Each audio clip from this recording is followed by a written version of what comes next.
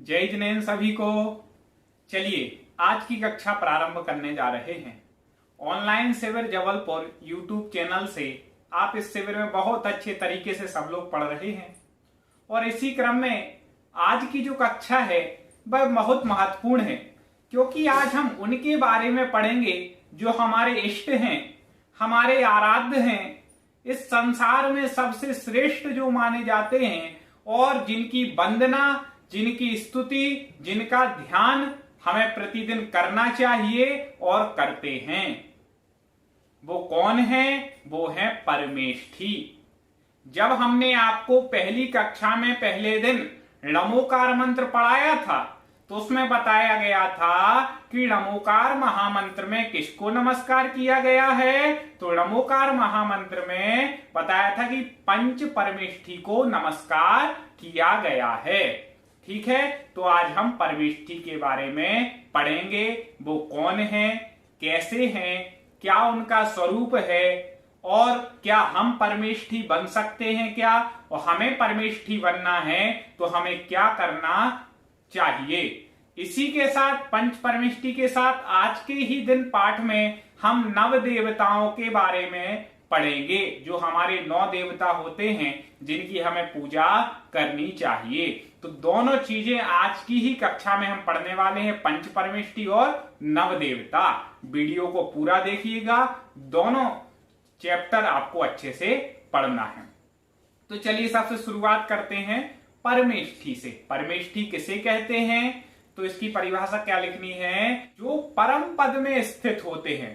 परम मतलब सबसे श्रेष्ठ, उत्कृष्ट, उससे बड़ा कोई पद नहीं होता है।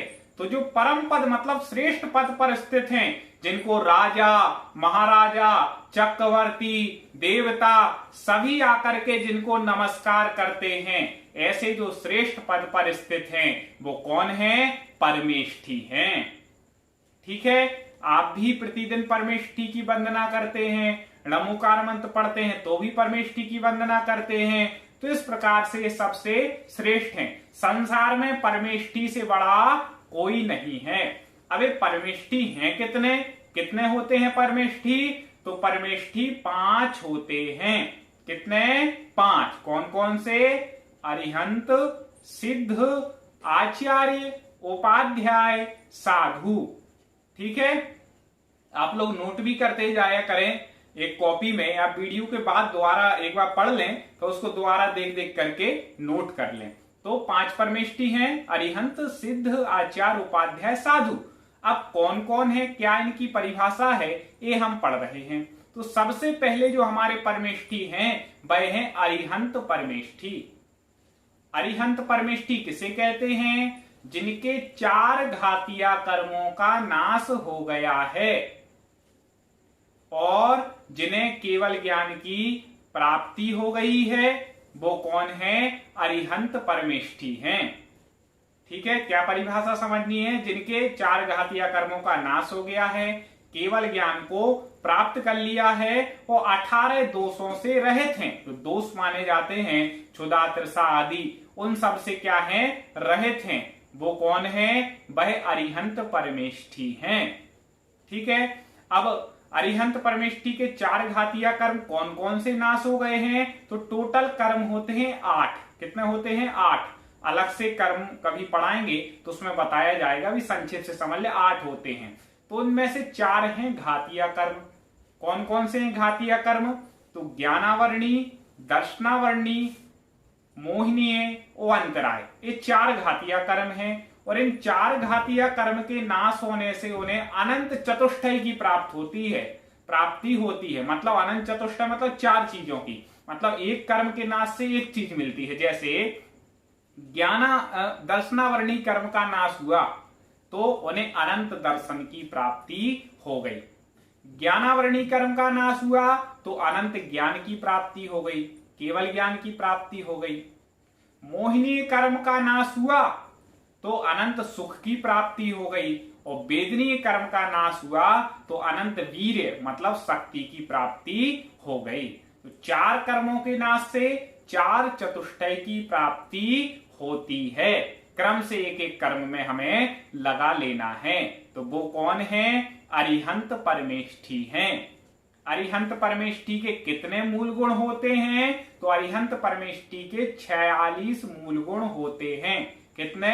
46 मूल गुण, मतलब उनके जो मूल रूप में जो गुण उनमें पाए जाते हैं, ठीक है, वो क्या है? मूल गुण है। तो इस प्रकार से 46 मूल गुण अरिहंत परमेष्ठी के होते हैं। अब आप कैसे समझेंगे कौन है अरिहंत परमेष्ठी? तो आपको हम समझाते हैं उदाहरण से। जैसे हमारे महावीर स्वामी भगवान हैं, जब उन्होंने राजा सिद्धार्थ के घर पर जन्म लिया तो वो केवल तीर्थंकर बालक हैं, उस समय कोई परमेष्ठी नहीं है महावीर भगवान।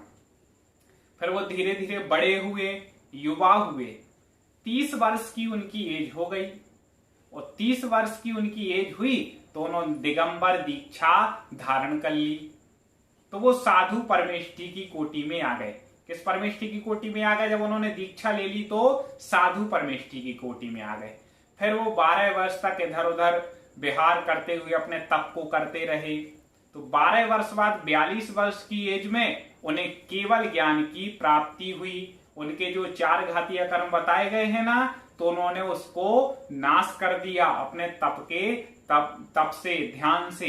तो वो कौन, अब वो कौन हो गए? केवल ज्ञानी, मतलब अरिहंत परमेष्ठी। जब उन्होंने 4 घातीय कर्मों को नाश कर दिया, पहले मुनि बने, विहार किया, तप करते रहे, फिर विशुद्धि बढ़ी और एक कर्म नष्ट हो गए, ज्ञानावरणी, दर्शनावरणी, मोहिनी, अंतराय। तो ये सभी कर्म, 4 कर्म क्या हो गए? नष्ट हो गए। सबसे पहले मोहिनी कर्म को नाश किया, फिर उसके बाद बाकी 3 कर्मों को नाश करके उन्होंने केवल ज्ञान को प्राप्त कर लिया। और जैसे ही केवल ज्ञान हुआ तो वो कौन बन गए? अरिहंत परमेष्ठी बन गए। अभी वो शरीर से सहित हैं, उनका समवसरण लगता है, उनकी दिव्य ध्वनि खिरेगी। इस प्रकार से वो अरिहंत परमेष्ठी कहलाएंगे। अच्छा, क्या कोई ऐसे जो तीर्थंकर नहीं है? इसके अलावा भी कई लोग मोक्ष जाते हैं। तो जितने भी लोग मोक्ष जाते हैं, तो जब वो 4 घातीय कर्मों को नाश करते हैं तो केवल ज्ञान होता है, तो वो अरिहंत परमेष्ठी कहलाते हैं। और जब केवल ज्ञान हो गया, फिर उनकी जितनी एज बाकी थी, मतलब 42 वर्ष की उम्र में महावीर भगवान ने केवल ज्ञान प्राप्त कर लिया, उनकी एज है 72 वर्ष। तो 20 वर्ष तक वो क्या इसी केवल ज्ञान अवस्था में रह करके तत्व का उपदेश देंगे, और तत्व का उपदेश देते देते फिर जब उनकी आयु के अंत समय में आ जाएगी तो अपने ध्यान के माध्यम से 4 और जो अघातीय कर्म हैं उनको नाश करेंगे, और फिर वही अरिहंत बाद में क्या बन जाएंगे? सिद्ध बन जाएंगे। जैसे अभी आप मंदिर जी जाते हैं तो आपने आदिनाथ भगवान की प्रतिमा देखी, तो वो किस अवस्था की प्रतिमा है? उनके अरिहंत अवस्था की है। अब तो वो सिद्ध हो गए, प्रेजेंट में वो क्या हो गए? सिद्ध बन गए। लेकिन उस समय वो कैसे थे? अरिहंत थे, उस अवस्था की वो प्रतिमा बनी है। इस प्रकार से हमें अरिहंत परमेष्ठी का स्वरूप जानना चाहिए कि जिनके 4 घातीय कर्म नष्ट हो गए हैं, अनंत चतुष्टय की जिन्हें प्राप्ति हो गई है, और जो 18 दोषों से रहित हैं, वो कौन है? अरिहंत परमेष्ठी हैं। आगे आपको अरिहंत परमेष्ठी समझ में। अब दूसरे हैं सिद्ध परमेष्ठी। सिद्ध परमेष्ठी कौन है? तो जिनके 8 कर्म नष्ट हो गए हैं। अरिहंत भगवान के तो केवल 4 हुए थे, इनके 4 घातिया तो पहले ही नष्ट हो गए, उसके बाद उन्होंने 4 अघातिया को और नष्ट किया, और कौन बन गए? सिद्ध। तो जिनके 8 कर्म नष्ट हो गए हैं, 8 गुणों की जिन्हें प्राप्ति हो गई है, वो कौन है? सिद्ध परमेष्ठी हैं। सिद्ध परमेष्ठी कैसे हैं? शरीर से रहित हैं, उनका कोई शरीर नहीं है। तो फिर उनका आकार कैसा है? तो जब वो सिद्ध हुए थे जिससे पहले, तो जिस शरीर में थे उसी शरीर के आकार के केवल उनके आत्मा के प्रदेश हैं। ये आत्मा में क्या है? प्रदेश है। तो ऐसा आकार है, लेकिन है कैसे? अरूपी। तो वो कौन है? सिद्ध परमेष्ठी हैं। अभी आप सामान्य बातें समझना, क्योंकि बच्चे इस शिविर में पढ़ रहे हैं, तो उनके हिसाब से ज्यादा डिटेल में यदि आप जाएंगे तो अभी समझ में नहीं आएगा, इसलिए आप सामान्य परिभाषा समझते जाएं। ठीक है, तो वो कौन है? सिद्ध परमेष्ठी हैं, जो मोक्ष चले गए हैं, वापस कभी संसार में आने वाले नहीं हैं। तो पहले अरिहंत बनते हैं, और फिर जो अरिहंत बन गया वो निश्चित सिद्ध बनता ही है, और जितनी उनकी आयु रहती है अरहंत अवस्था में रहते हैं, उसके बाद वो मोक्ष चले जाते हैं, तो वही कौन बन जाते हैं? सिद्ध बन जाते हैं। अब एक प्रश्न आता है कि जब अरिहंत भगवान के तो केवल 4 कर्म नष्ट हुए हैं, सिद्ध भगवान के 8 कर्म नष्ट हो गए, तो बड़े कौन हैं? तो फिर बताएंगे कि बड़े तो कौन है? सिद्ध भगवान हैं। अब जब बड़े सिद्ध भगवान हैं तो हम अरिहंत भगवान का नाम पहले क्यों लेते हैं?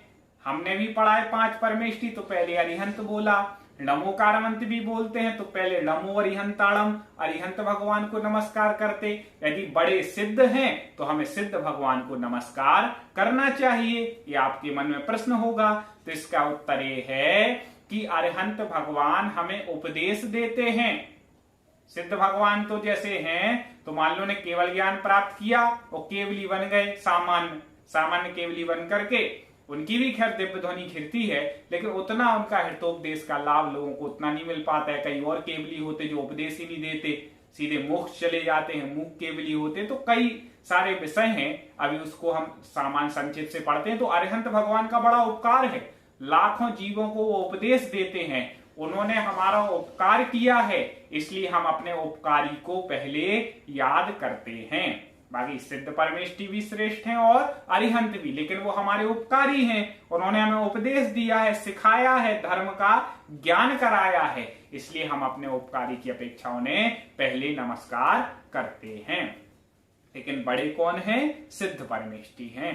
तो इस प्रकार से अरिहंत परमेष्टि और सिद्ध परमेष्टि। सिद्ध परमेष्टि के 4 घाती कर्म तो बता चुके, 4 अघातीय कर्म और नाश हो जाते हैं। वो कौन कौन से हैं अघातीय कर्म? तो अब वेदनीय, आयु, नाम और गोत्र, ठीक है, 4 कर्म पहले बता चुके 4। तो ये 4 अघातीय कर्म हैं और इन 4 अघातीय कर्मों को वो नाश करते हैं और क्या बन जाते हैं? सिद्ध बन जाते हैं। ठीक है, अब सिद्ध परमेष्टि हमने पढ़ लिए, दोनों में अंतर भी समझ लिया कि अरिहंत पहले बनते हैं, शरीर सहित होते हैं, सिद्ध शरीर रहित होते हैं, 8 कर्मों का नाश हो जाता है। अब जो तीसरे परमेष्टि हैं वो है आचार्य परमेष्टि। तीसरे कौन से हैं? आचार्य परमेष्टि। आचार्य परमेष्टि कौन है? जो संघ के प्रमुख होते हैं, मुखिया होते हैं, जो अपने संघ के अन्य शिष्यों को शिक्षा दीक्षा देते हैं। दीक्षा देते देखा ना, मुनि दीक्षा इत्यादि, और प्रायश्चित देते हैं। यदि कोई संघ में किसी साधु से गलती हो गई तो वो अपने आचार्य से आकर के कहता है कि महाराज श्री आज हमसे गलती हुई, तो वो आचार्य उन्हें प्रायश्चित देते हैं। तो जो शिक्षा दीक्षा और प्रायश्चित देने का काम करते हैं, जो संघ के नायक होते हैं, प्रमुख होते हैं, वो कौन है? आचार्य परमेष्टि हैं। आचार्य परमेष्टि के मूल गुण कितने हैं? तो आचार्य परमेष्टि के मूल गुण 36 हैं। कितने हैं? 36। और सिद्ध भगवान के अरिहंत के 46, सिद्ध के बता दिए ना 8 हैं। सिद्ध के कितने हैं? सिद्ध भगवान के 8 मूल गुण हैं, जो 8 कर्म के नाश से प्रकट होते हैं। ठीक है, अब आचार्य परमेष्टि कितने मूल गुण हैं? 36 मूल गुण हैं, 36 मूल गुण हैं। ठीक है, तो इन मूल गुणों का वो पालन करते हैं। कौन है वो आचार्य परमेष्टि हैं। आपने सुना होगा कई हमारे बड़े बड़े पूर्वाचार्य हुए हैं, आचार्य कुंद, आचार्य समंत्रभद्र, वर्तमान में भी हमारे बहुत से आचार्य हैं। आचार्य विद्यासागर जी महाराज, आचार्य वर्धमान सागर जी महाराज, ऐसे कई अनेक आचार्य हैं जो क्या है? संघ के प्रमुख हैं और अन्य जो ब्रह्मचारी भाइयों को दीक्षा देते हैं, साधु बनाते हैं, अन्य साधुओं को शिक्षा देते हैं, तो वो सब क्या है? आचार्य परमेष्टि हैं। आचार्य विद्यासागर जी संघ का संचालन कर रहे हैं, सबसे प्रमुख हैं, तो वो आचार्य परमेष्टि अपने मूल गुणों का पालन करते हैं, स्वयं की भी चर्या अच्छे से पालते हैं और अन्य साधुओं को भी उसके पालन कराने में सहयोगी बनते हैं। तो इस प्रकार से वो कौन है? वो आचार्य परमेष्टि हैं। समझ गए आप आचार्य परमेष्टि को? और कुछ विशेषताएं होंगी तुम बाद में बता रहे। इसके बाद है चौथे परमेष्टि जो है वो है उपाध्याय परमेष्टि। उपाध्याय परमेष्टि कौन है? जो संघ के अन्य साधुओं को पढ़ाने का काम करते हैं, वो कौन है? उपाध्याय परमेष्टि। इनका मुख्य काम क्या रहता है? जो संघ के साधु हैं, अन्य मुनि हैं, उनको पढ़ाते हैं, जैन धर्म के ज्ञाता होते हैं, ठीक है ना, बहुत ज्ञान होता है उपाध्याय परमेष्ठी को, तब तो वो अन्य साधुओं को पढ़ा पाते हैं।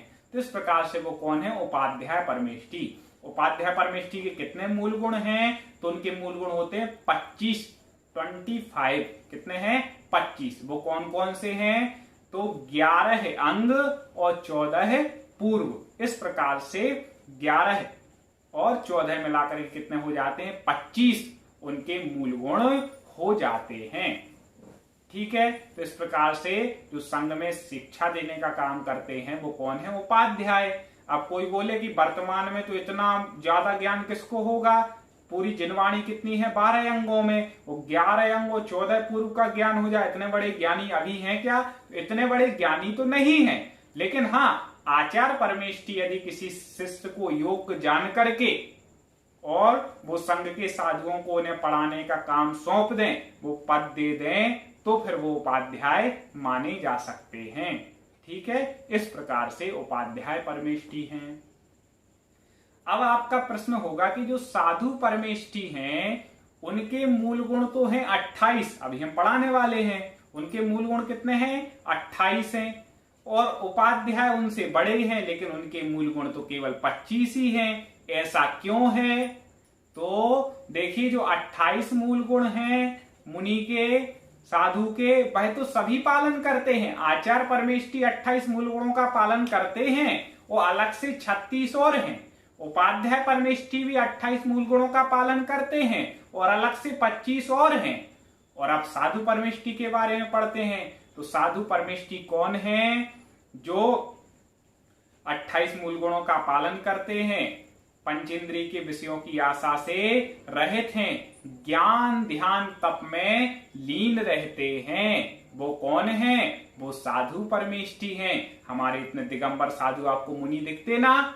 मुनि सुधा सागर जी, मुनि प्रमाण सागर जी, और भी इतने सारे मुनिराज हैं, तो वो सारे किसमें आते हैं? वो सभी हैं साधु परमेष्ठी की कोटि में आते हैं।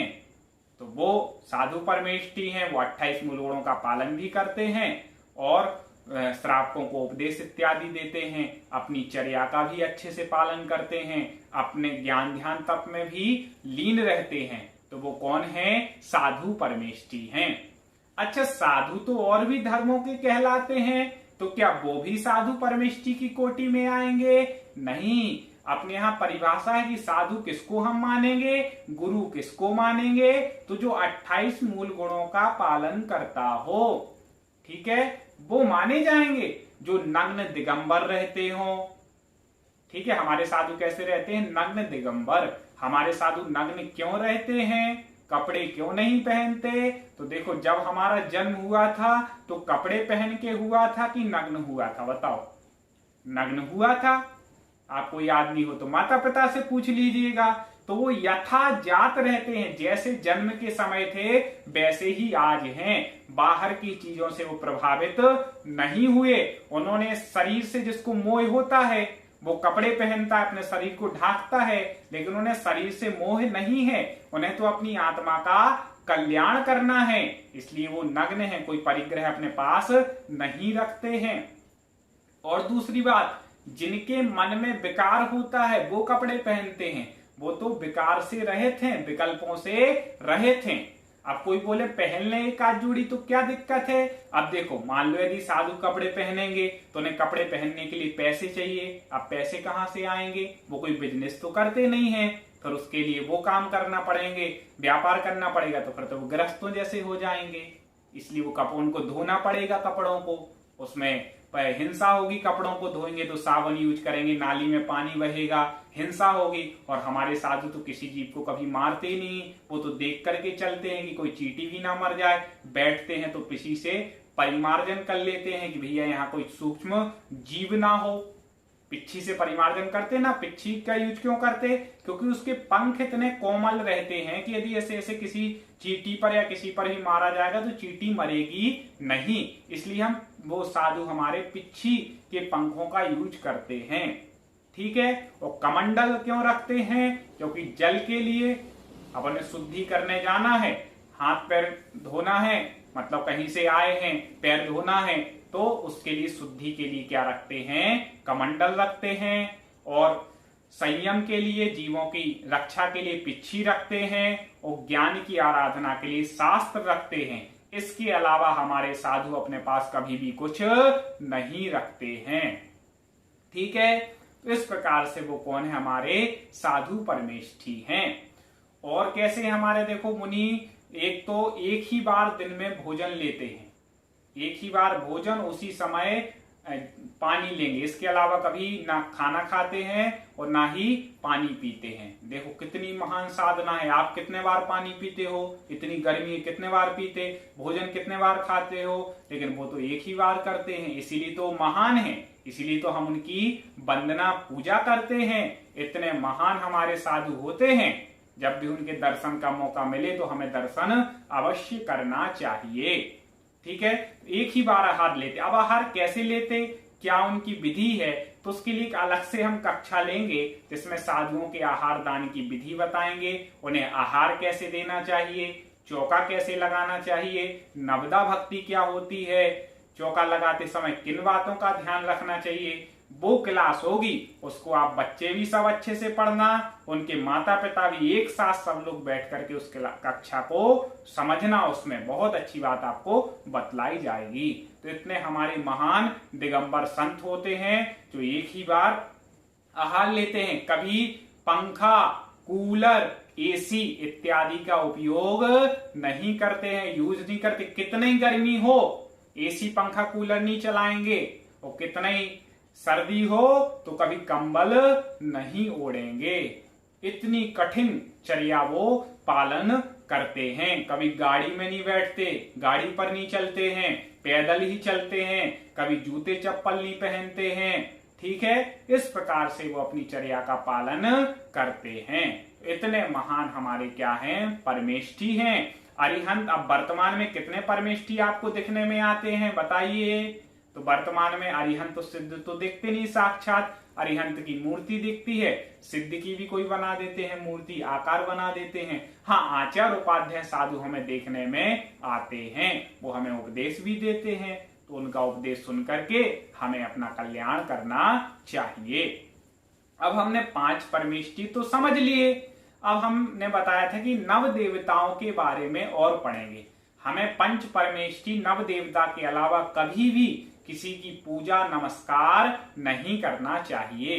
तो नव देवता कौन कौन से हैं? नव देवता मतलब 9 देवता। ठीक है, तो 9 देवता में कौन आते हैं? तो 5 परमेष्ठी। 9 देवता में 5 तो कौन हो गए? 5 परमेष्ठी, अरिहंत, सिद्ध, आचार्य, उपाध्याय, साधु, 5 हो गए।